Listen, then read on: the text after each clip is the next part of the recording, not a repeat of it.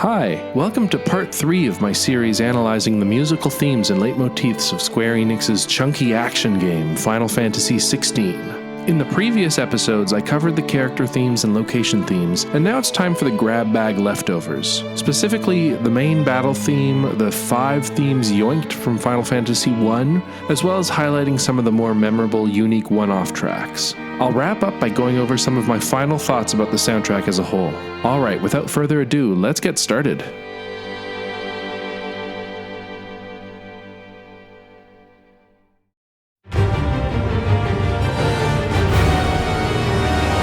In the first 2 parts, I covered many battle tracks used at key points in the game to evoke specific characters and locations, such as the iconic boss battles and the dynamic environment themes that shift to battle mode when you encounter enemies in the wild. But on top of those themes, there is a broader, more generic battle theme that you will hear throughout the game. It is arguably the theme you will hear the most in all of Final Fantasy XVI. Mercifully, it is among the game's best written themes. The battle theme was written by Masayoshi Soken, and it has 4 main variations, 3 of which are damn near perfect. In fact, for the 2023 Game of the Year Theatrhythm Final Bar line, the development team had the Herculean task of distilling the entire 200-track Final Fantasy XVI soundtrack down to the best 11 songs. Of those 11, the battle theme shows up twice. While I would love to use either of the Theatrhythm tracks to help visually break down the theme's various passages, the best place to start has to be 16 Bells.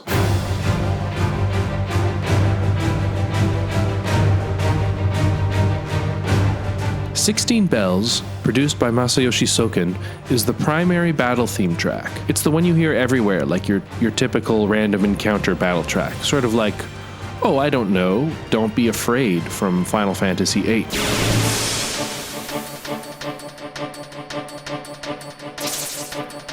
Which, actually, hang on a sec.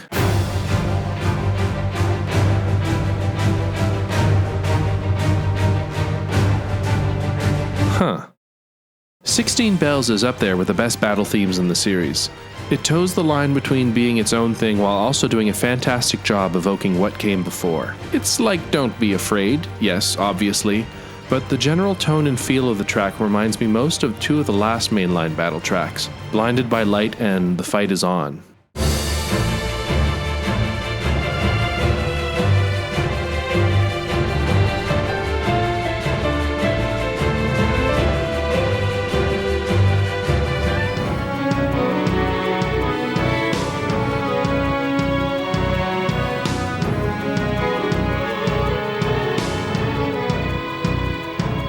Those are 2 of my favorite battle themes in all of Final Fantasy, so 16 Bells is doing something right.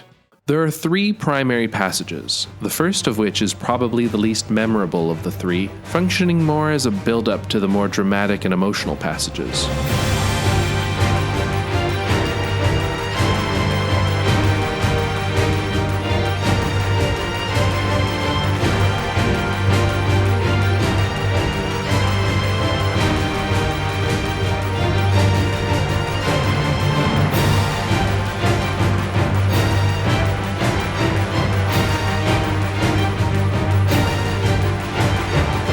This passage is lovingly reused in all the battle tracks.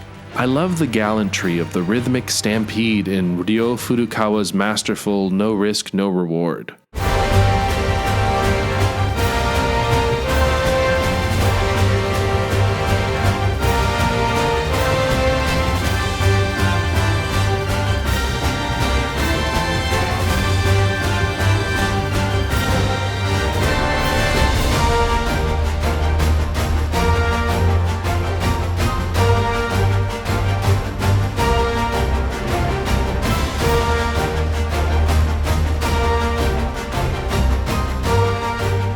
On the Shoulders of Giants, the passage becomes the primary hook, while in To Sail Forbidden Seas it functions as a mood-setting introduction, and is brought up again in tandem with the Final Fantasy prelude as a very ominous pre-chorus.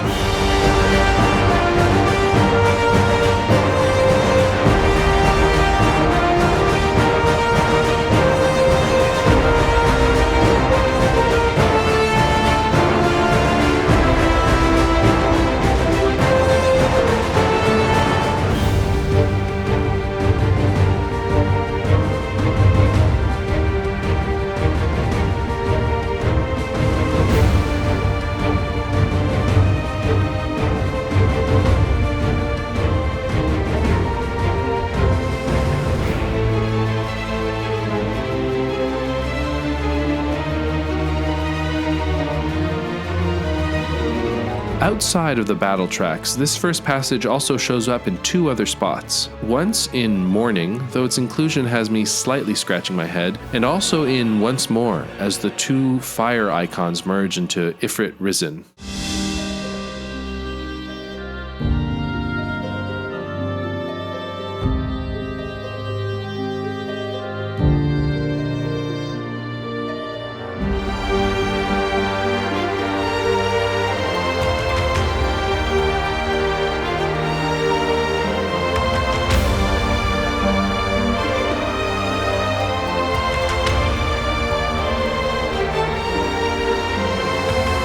The second passage is a sorrowful, languorous melody that takes its time to reach its ascending conclusion. It's good, it's very good.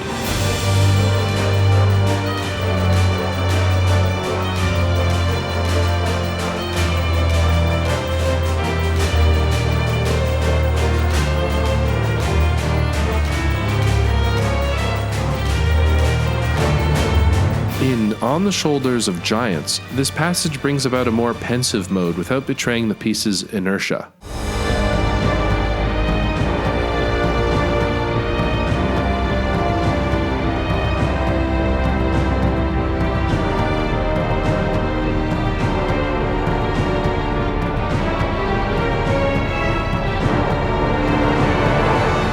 To Sail the Forbidden Seas, the passage has a manic urgency as the frenzied choir builds and builds. And in No Risk, No Reward, the passage finally gives you a brief breather from the onslaught, before the percussion and strings turn it into rhythmic start-stop perfection.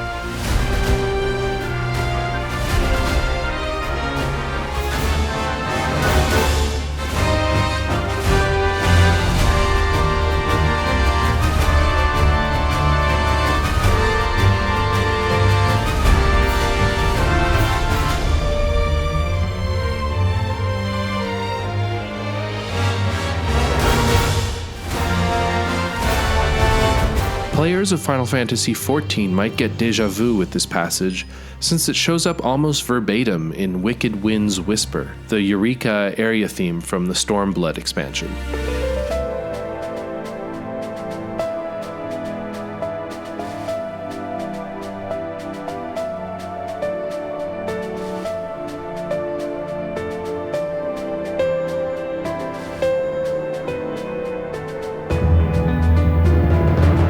While it would be easy to point to Final Fantasy XVI as the copycat, a lot of 16's early design work, including some of the original compositions, began at the end of the development of the FF14 expansion Heavensward, i.e. before Soken began working on Stormblood. Therefore, it's highly possible Wicked Wind's Whisper actually derives from FF16. It's kinda neat to think that way back in 2017, when Stormblood released, you were getting a tease of one of 16's melodies. That's neat, right? The last passage is my favorite, shifting and lifting the battle theme into an optimistic major key and reminding you that the Masayoshi Soken hype is, in fact, maybe real.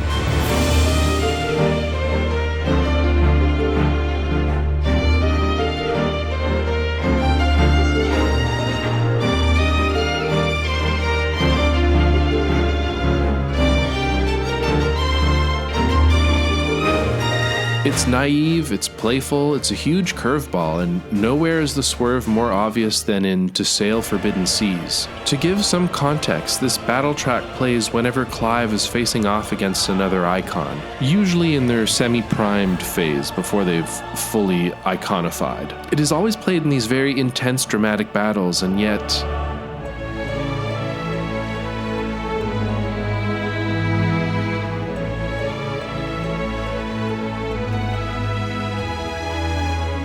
is so soft and so vulnerable. If you want to talk about dramatic moments in Final Fantasy XVI boss battles, this is as dynamic and dramatic as the highs of the Bahamut fight.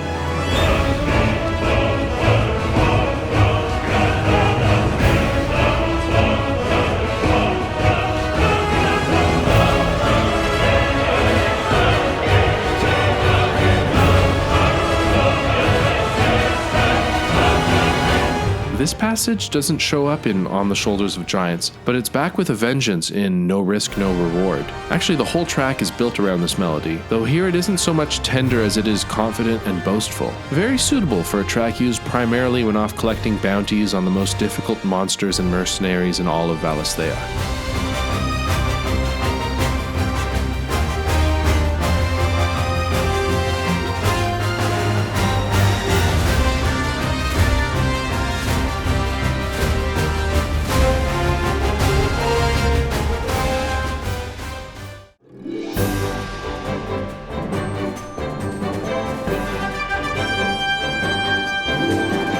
Final Fantasy has always been a very self-referential series, and no composer likes to dip back into the Uematsu well quite as much as Masayoshi Soken does. こんにちは。I won't argue Final Fantasy XVI surpasses 14 in this regard, because 14's core identity might as well be the concept of Final Fantasy writ large, but the amount of callbacks to prior games in FF16 is still quite admirable, and arguably more finely tuned in its scope. Sure, it has a few nods to other games, but from the dark and traditional Western fantasy setting, the fallen highly technological civilization's over-reliance on crystal energy, FF16 is often pointing back to Final Fantasy I specifically. I counted 5 different themes from Final Fantasy I in FF16, and while yes, you could say several of those have transcended the boundaries of FF1 and are now just universal FF themes, considering the game's setting and tone, as well as one surprising and particular theme, I think there's an argument to be made that Soken is specifically evoking Final Fantasy I. The Prelude, written by Nobuo Uematsu for 1987's Final Fantasy, is one of the most iconic tracks in the entire series, and shows up to varying degrees in all but one game, Final Fantasy XIII, because that's just how composer Masashi Hamauzu rolls, I guess. The Prelude is a very simple piece of music, and it sounds like this. Actually, who am I kidding? If you've just watched about 2 hours of me talking about Final Fantasy music, you know what the prelude is. Traditionally, the prelude is, well, a prelude. Something you hear either on the main menu screen, game over screen, or sometimes just at the very end. It's a bookend, but Masayoshi Soken bucked that trend with FF14, treating the prelude's melody more as a leitmotif or a musical flourish that you could sprinkle wherever and whenever it might fit.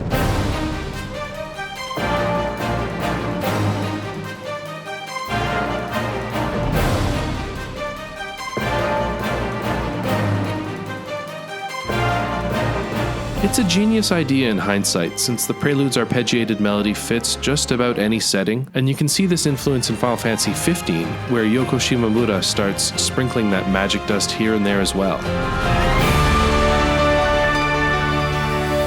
Well, Final Fantasy XVI is here, and it's ready to take the overly sprinkled cake. The Prelude shows up in, let me just check my spreadsheet here. Right, yeah. That's 27 times, easily the most used theme in the entire game, trailed by Ultima with 18 and Joshua with 17 variations. You can't miss it. It is in the very first piece of music you hear.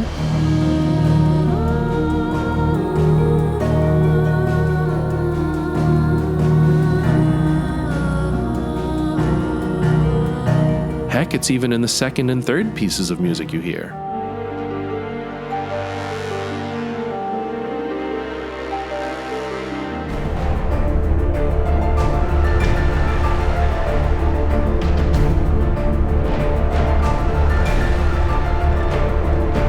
It is also in the last piece of music you hear.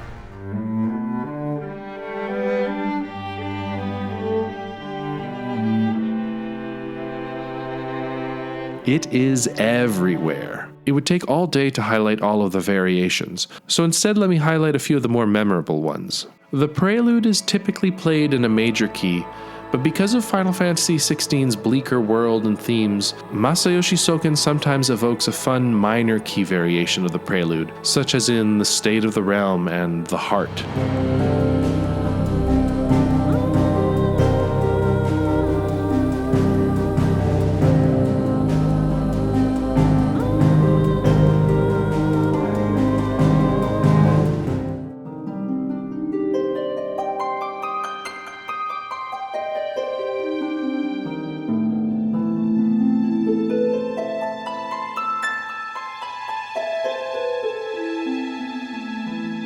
This is a fun twist on the theme, though it isn't the first time such a thing has been done. The haunting and mysterious rearrangement of the prelude from late into Final Fantasy XV is equally hypnotic.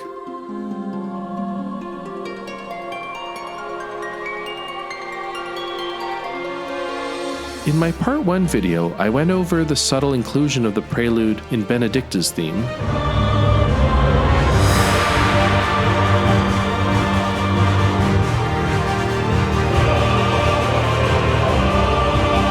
And as someone who derives as much joy from making a spreadsheet spotting all the musical themes as I do from actually playing the game, these little teases of the prelude are my favorite inclusions. Here are a few more examples of when the prelude is slipped into a track that is otherwise not really about the prelude.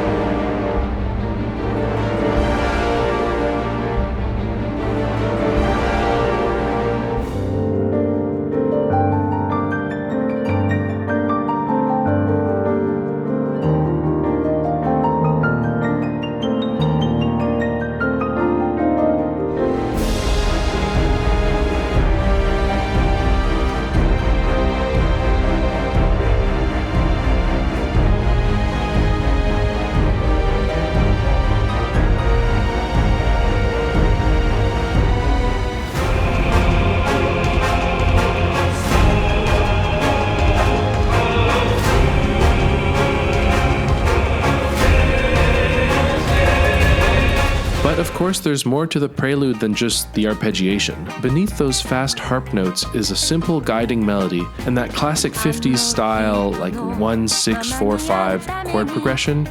You might recognize it from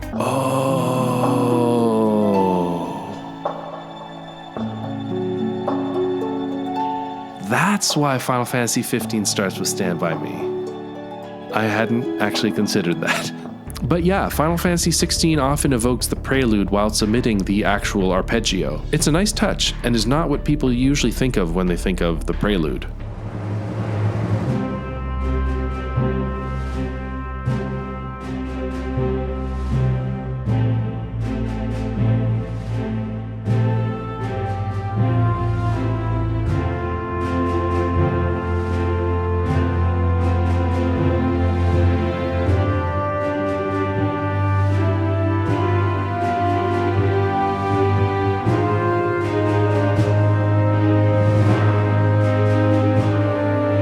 Finally, there are also just some very nice versions that are very obviously the prelude, not tucked away in the background or anything. In the Light of the Mother Crystal has a beautiful ethereal quality that perfectly matches the destruction of said crystal. And the closing passage of Faith gives the prelude a certain closure, I guess, that hasn't really been done before.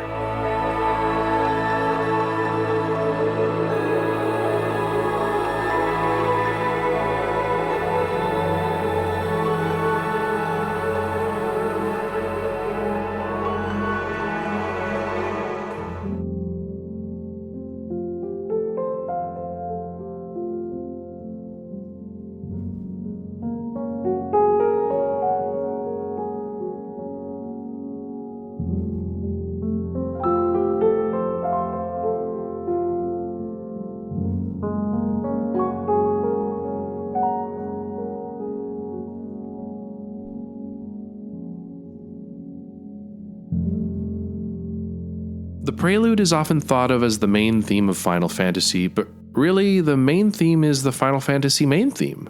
Duh.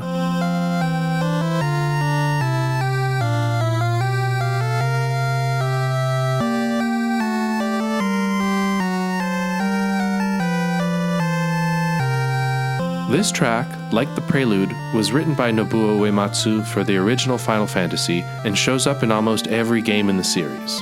And also like the prelude, sometimes it shows up as a brief leitmotif, and other times as a faithful rearrangement. It shows up in 8 tracks, the first of which it is buried deep in the mix of the ominous and droning A Land in Peril, while you are traversing the depressing coast just outside Oriflamme.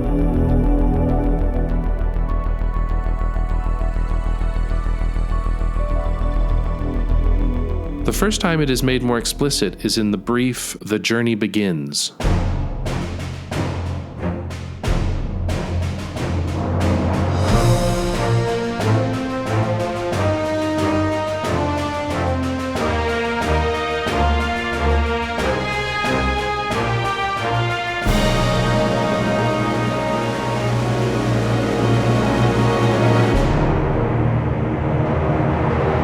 There are a few melancholy arrangements that I particularly enjoyed and sound quite different from any arrangement I've heard of the main theme before.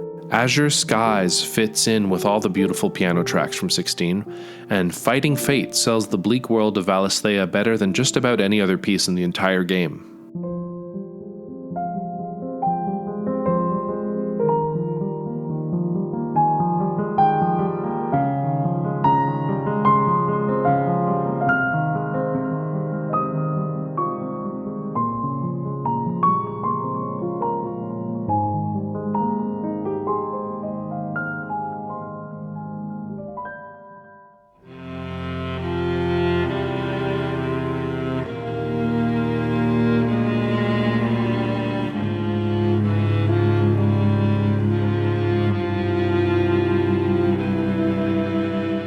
I highlighted the quality of the strings in Final Farewells in my last video, and the same is true of Fighting Fate, where the live strings recording is so warm and really do pop, compared to the sea of virtual string libraries that litter a lot of the rest of the soundtrack. I really wish more of the score sounded as good as this. While this track has come to be known as the Final Fantasy main theme, back in 1987 it was simply referred to as the opening theme. Who knew it would live on as an anthem of sorts for almost 40 years now? Anyhow, I make this distinction about it being the opening theme and not the main theme because, well, Final Fantasy I has a different track that's called main theme, and that one is also featured in Final Fantasy XVI.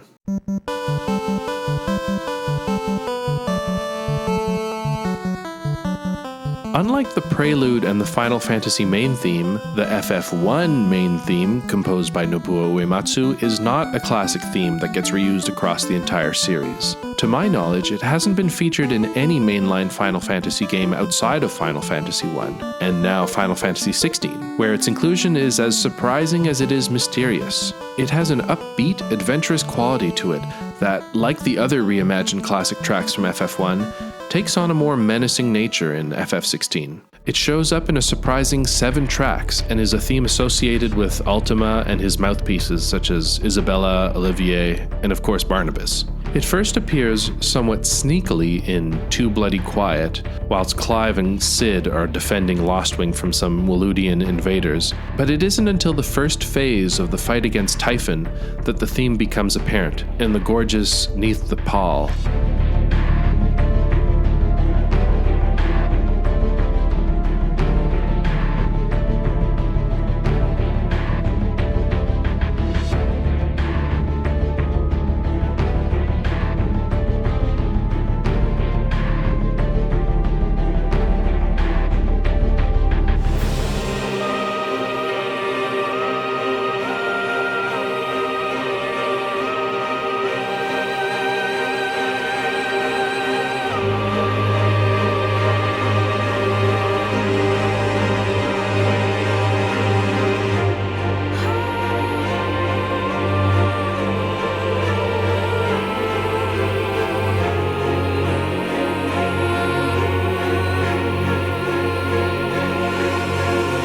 You'll hear it again several more times, often with either Barnabas or Ultima spouting off their ideologies about a new world order involving the enslavement of not just the bearers, but all humankind. Awesome. I quite appreciate how closely Bloodlines matches the ricocheting emotions on screen of Clive and Isabella, leaping from dread and anger to tragedy in just a few bars.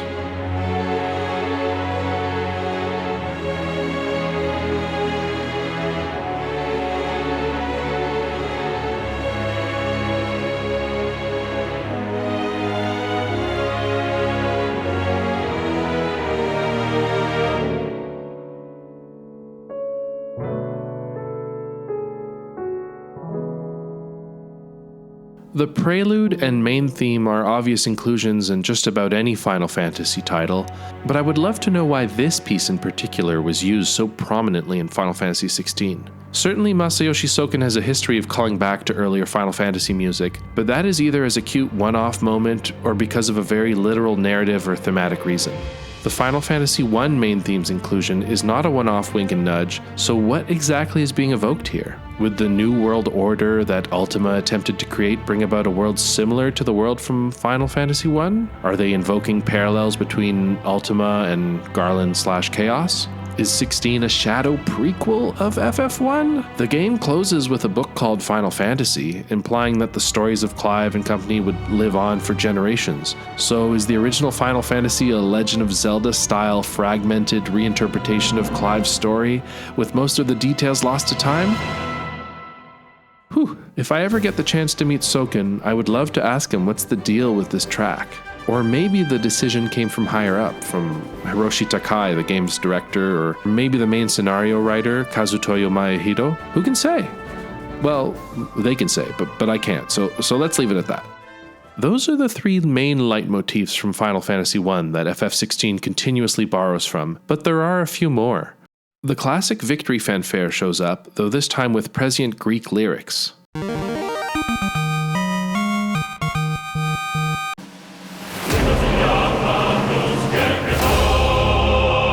It also shows up at the very end of the epilogue, wrapping up the game with a bow.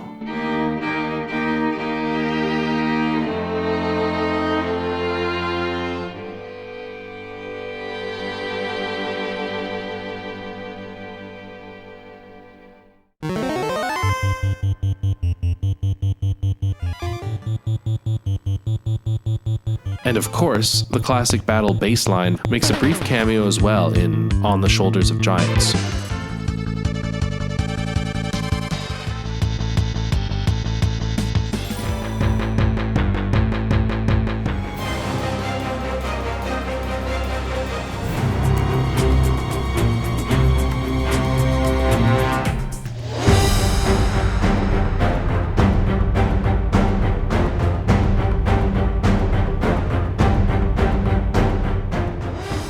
And last but certainly not least, the classic Chocobo theme from Final Fantasy II makes an appearance in 16, however brief.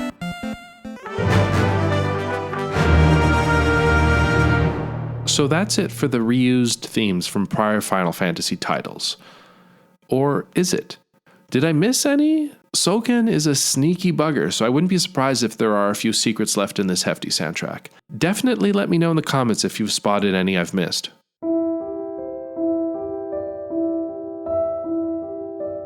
The final thing I want to talk about are the tracks that don't make use of any pre-existing musical theme, whether it be FF16 character themes, location themes, battle themes, or the legacy themes I've just discussed. These are tracks that are completely one-off compositions. I counted 23 pieces, which is about 12% of the entire 190-piece score. That's not a lot, and just goes to show how enmeshed and self-referential the complete FF16 score is, which is pretty neat. These unique themes are, by and large, mostly used as more ambient or atmospheric music, most often used to evoke a specific mood or character emotion, rather than characters or locations themselves. By design, not the most memorable tracks, but there are several exceptions I wanted to talk about real quick.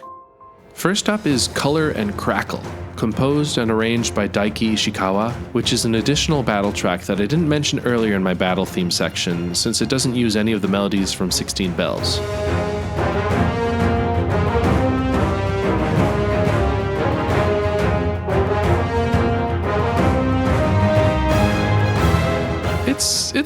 It's good. Unfortunately, it gets used when facing off against sort of mid-tier bosses that aren't memorable enough to have their own theme, but are harder than your typical grunts. If you've played Final Fantasy XVI, you definitely recognize this track, though you are unlikely to pinpoint where and when exactly you heard it. Personally, I kind of associate this track with a gauntlet of enemy encounters that has gone on a bit too long, such as while exploring Fallen Ruins, or during a deluge of Akashic battles in Waloed.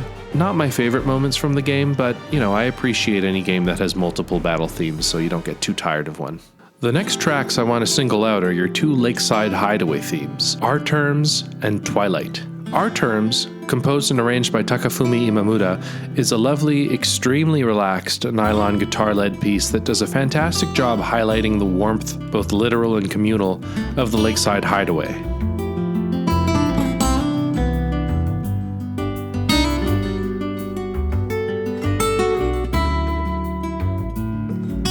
The second I heard this track, I knew it was an Ahsoken composition. It just doesn't sound anything like his style. But at the time, there just wasn't much information out about who composed what for FF16. In fact, all of the marketing material for the game before and up to launch focused exclusively on composer Masayoshi Soken, leading many players to logically conclude that he was the sole composer on the game. Arrangers in particular are often the hardest working people on the team, but their credits are the toughest to find. The artist tag for the official digital release of the FF16 soundtrack lists the composers, but not the arrangers. That means if you look up the credits to, for example, the previously mentioned Fighting Fate, which is such a rich, haunting version of the Final Fantasy main theme, all you would see credited is the original composer Nobuo Uematsu, who, let's be real, had zero involvement with FF16. Justin Frieden, that piece's arranger, isn't credited anywhere. You need to buy the physical CD to figure out who did what. I think it's mostly marketing and laziness rather than straight up maliciousness, and Square Enix has certainly improved in this regard since the FF15 days,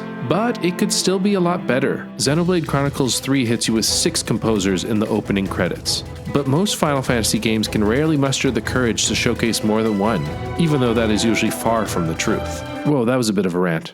Okay, sorry. Where was I? And then there's Twilight, composed and arranged by Daiki Ishikawa, which becomes the hideaway theme post-Primogenesis. It's another beautiful track that splits the difference between melancholy and optimism with the sharpest of knives. Hats off.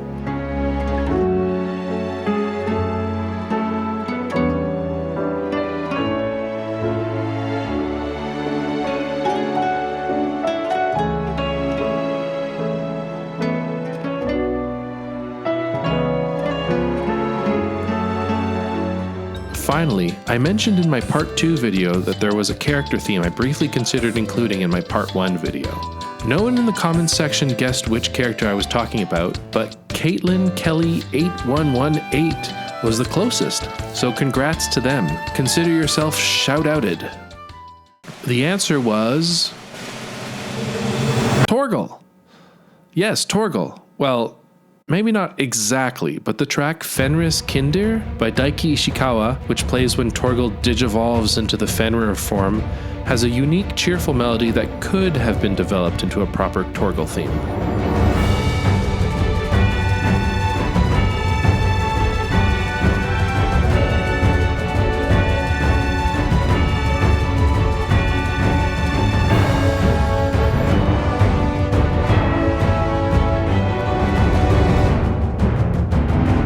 This track stood out to me since in the liner notes of the soundtrack, a seemingly tired Masayoshi Soken writes, "Maybe somewhere down the line, I'll finally get a chance to compose something bright and cheery. A theme for Torgal, maybe?" I don't have the heart to tell him that that theme is as good as claimed already.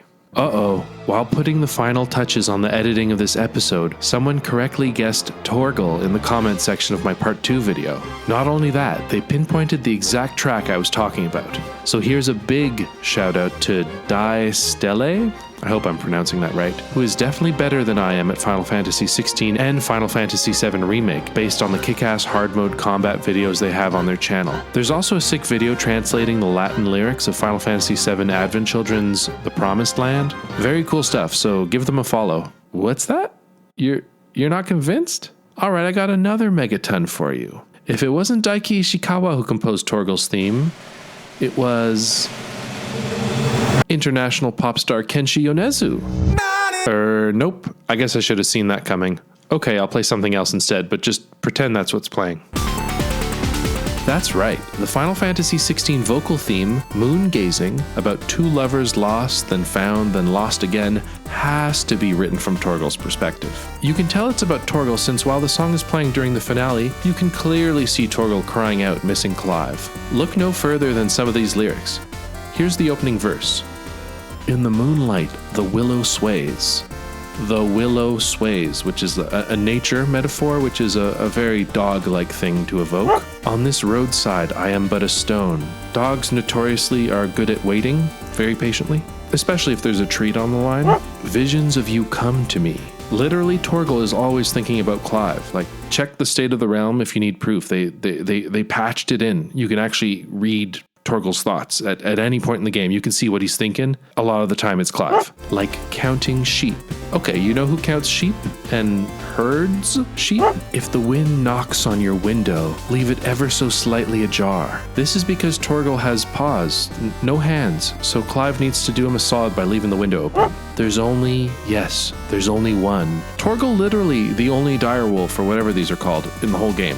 Only one. An unutterable voice screaming out.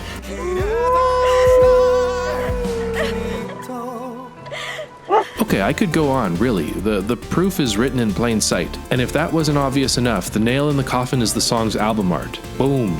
Checkmate. Torgal has 2 unique themes. Huh? What's that? The song's about Jill? Who? No, I don't think so. I don't think that's right. Wow, am I done? I think I might be done. The Final Fantasy XVI soundtrack is not my favorite score in the entire series. I would probably rank it about here. But I think that, like the game itself, the highs are so stratospherically high that it largely assuages the litany of less than excellent parts about it, such as the overuse of unconvincing and soulless virtual instruments, the location themes that, broadly speaking, can't quite hold a candle to the character themes. But so much of that is forgiven the first time you hear Ascension, or Away, The Riddle, No Risk, No Reward, Indomitable, Katasekomine, A Better World, Fighting Fate, Into the Mire, Lovely Dark and Deep, Control. Really, the list goes on. The Final Fantasy XVI soundtrack, like every Final Fantasy soundtrack, is a staggering accomplishment, and I can't wait to hear what this team of composers and arrangers does next.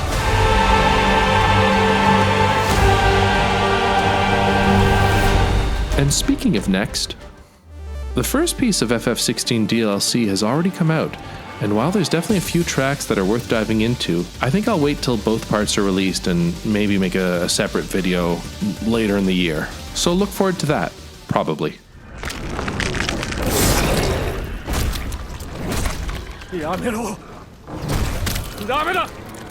Yamero!